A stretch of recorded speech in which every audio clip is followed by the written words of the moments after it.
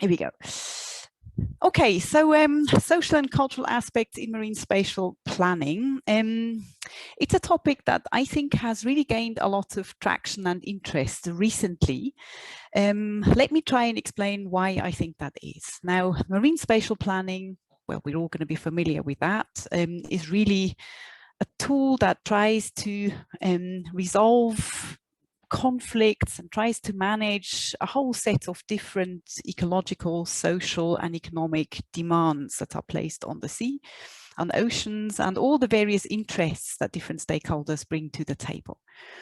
Now, when you look at MSP, how it's classically done, really, it tends to be the step-by-step approach we're all familiar with. It starts by looking at a sea area. You want to get to know the resource really well to see, okay, what kind of sea area is it? What's special about it? What about the ecological background? What about goods and services? What are the uses? What are the interests that particular sea area is facing?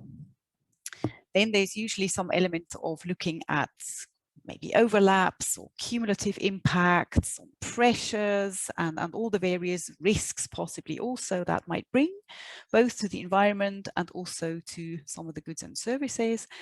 And based on that kind of analysis, a holistic analysis, usually, well, the aim of MSP is to then decide, right, what are going to be the priorities, spatial priorities for management. So far, so good, but in recent years, there has been a growing sense that maybe actually something might be missing in this classic, rather sort of rational approach. And if you look at what MSP normally does concentrate on, it is fairly, scientific. There's lots about ecology, there's lots about economy as well. But the one thing that seems to be missing a little bit is what you could call, other types of values or different types of perceiving the sea. We tend to look at it kind of out there, and there's, maybe things like fishing going on. There's perhaps a bit of mining going on. There's conservation going on. But what about other meanings? What about maybe some very personal, very affective, and maybe sometimes also emotional relationships people have with the sea? What about different, maybe traditional ways of seeing the ocean and engaging with the ocean?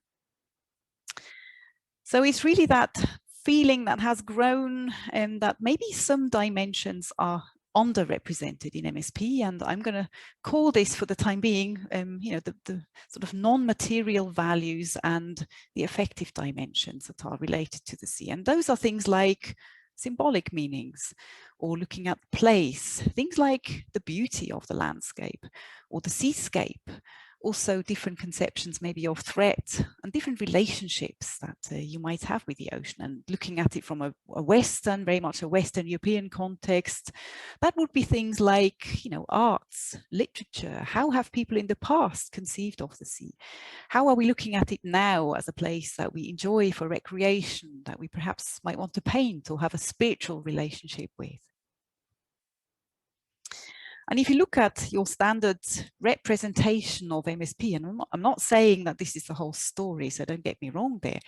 This is just an example of a map that goes with a spatial plan. It's the German one.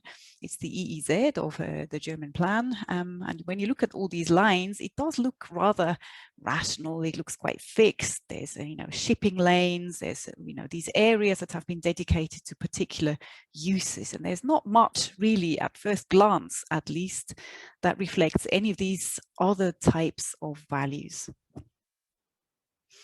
Now, why are these non-material things even important? Why should we even worry about them? Well, one thing is that they do seem to be quite important in terms of identity, in terms of sense of place that many coastal communities, but not only coastal communities, might have.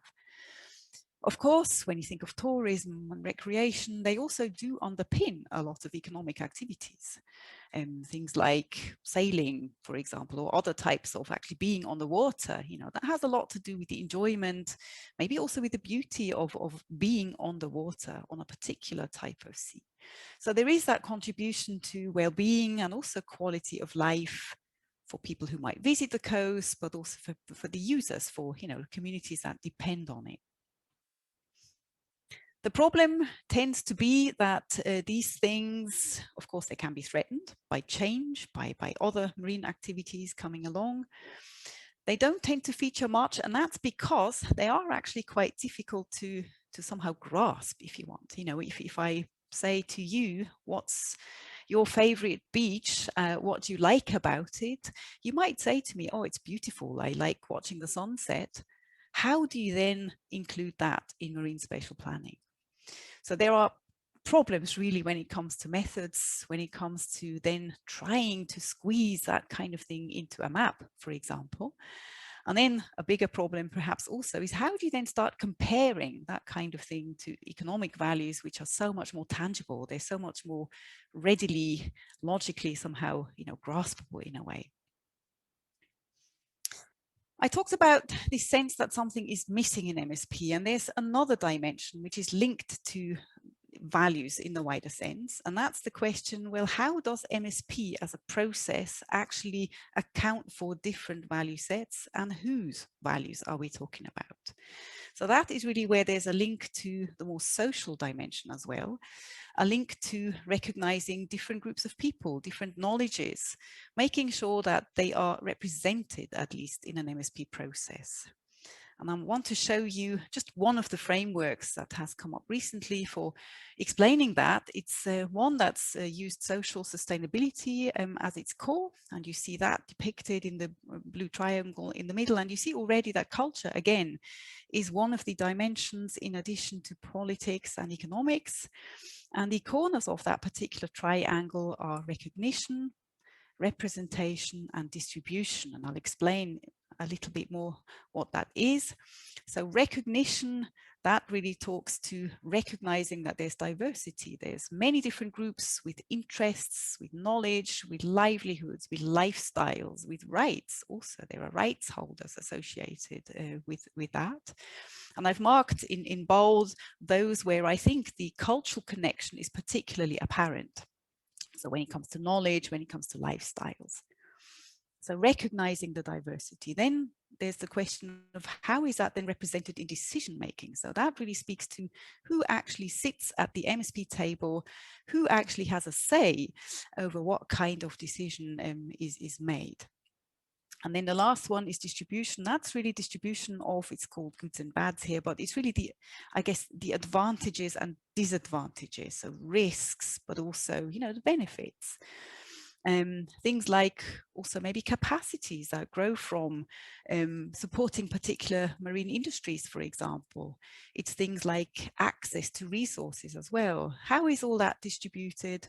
And in that particular social sustainability context, one question might be, what about groups that are disadvantaged or aren't heard, are usually perhaps taking a back seat when it comes to participation? So that's just to explain the connection between the more social and the more cultural aspects. And you can see already that there's a very close, a very intimate relationship between the two. So here on that slide, I've just collected from various experiences some questions, some very practical questions that many MSP people are faced with. So for example, I've already touched upon it. How do you then actually weigh up something like a sociocultural value against an economic value or an ecological value as such? How does culture or different cultures then affect participation in MSP processes? How do we actually even try and understand culture? There are many ways of describing culture, probably different cultures in plural at many different scales. Some might be more visible than others. There's, of course, also organizational cultures. There's corporate cultures. There's cultures in different sectors. If you think of something like mining, just for the sake of argument, there's probably going to be a very different sectoral culture in that compared to a smaller sector, like a fishing sector, for example. How do we then relate cultures, all these different cultures, to conflict management, for example, in MSP? One question that often comes up or has increasingly in European contexts is cultural heritage. What about cultural heritage? What about underwater cultural heritage? Then, of course, a big question is, what do we do, or how do we actually work with indigenous or traditional cultures? how can we make sure that MSP is sensitive and reflecting of maybe very different worldviews? And then last not least, MSP, the way we do MSP obviously is also a reflection of a particular culture, a particular way of doing MSP and thinking about planning. And the spatial map I showed you of Germany, that of course is also very much a cultural expression. And there the question again is, whose cultures does that express? So moving on to just think a little bit more about what do we actually mean then after all this when we say culture in the context of MSP. And I don't come with any ready-made answers. So and the purpose of the seminar today is really maybe just to begin to explore some of these issues and questions. So the first one is, what actually do we mean when we say culture? Do we mean culture in the singular? Do we mean plural? Do we mean cultures of nations or nation states or societies? Do we mean particular groups or social processes or behavior? Then the next question would be, what are relevant cultures and cultural dimensions in an MSP context? Are we talking about what? Artifacts? Are we talking about objects? Are we talking about the people who make culture? Are we talking about practices? For example, how different fishing communities might go about their fishing? Or are we talking about processes like MSP as a cultural expression? That whole way of managing the sea, that's a process. That's also maybe a cultural dimension. I've brought just a few definitions of culture just to get us thinking. I mean, culture obviously is a huge field of research. It's also very contested. It's not an easy thing to be thinking about. But I want to differentiate between the objects, I guess, and this is a definition, I think, from the Oxford Dictionary of culture, which describes the arts, which describes the manifestations, really. So artifacts, I guess. Think of a painting, think of a cathedral, think of buildings, think of books. So that's one aspect. And the other is really to look at culture much more as a process. And that comes back to ways of life, to patterns, behaviors, the way we interact, the way we think about things, the way we understand things, not least the relationship we have with nature, all of which is learned by socialization. So it's learned by where we grow up, it's learned by, when we go to school, it's learned in the social context that we're all embedded in. So that's the way of interpreting culture as a shared way of groups for understanding and interpreting the world. Now, it's important to also say that culture is never static. It always changes, maybe just slightly, but it always changes. It's an open thing. It's not a closed entity. And also already mentioned, there are many different subcultures at different scales, all of which are very much also open to definition. There's another aspect I want to touch upon, I think is important, which is to differentiate a little bit more, or to look at the relationship between culture on the one hand and values. And values is also a tricky word. Earlier I mentioned non-material values. Of course, we all know about material values, but values are really not the same as culture necessarily, and they're not the same as valuing in the sense of considering something important or considering something significant. So values really are, on the one hand, the things that we give value to. So it might be, this computer I'm looking at, or the fish I harvest from the sea. That's a thing that I can value, but also, of course, a person or a concept. I can also value things that I do, the practices I engage in, for example, learning or talking to someone else, engaging in group activities. Those are things I can give a value to.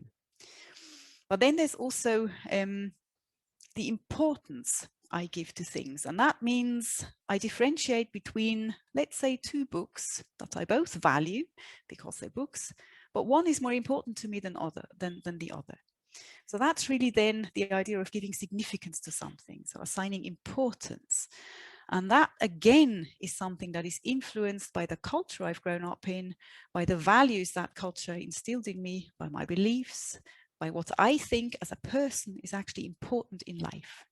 So for example, if I think nature conservation is important, or particular elements of biodiversity, for example, are important, that has to do with what I as a person believe in, what I have been told by my community, probably what I have learned over the course of my life. So that is really what links me as a person back to my cultural context and the values that then develop based on that. So it's important to keep that apart. On the one hand, the value that is somehow out there that I can give to a place or to an object, and the meanings that I have as a person that then lead me to consider one value more important than another. So the important question now, of course, or the interesting question is, okay, so far so good.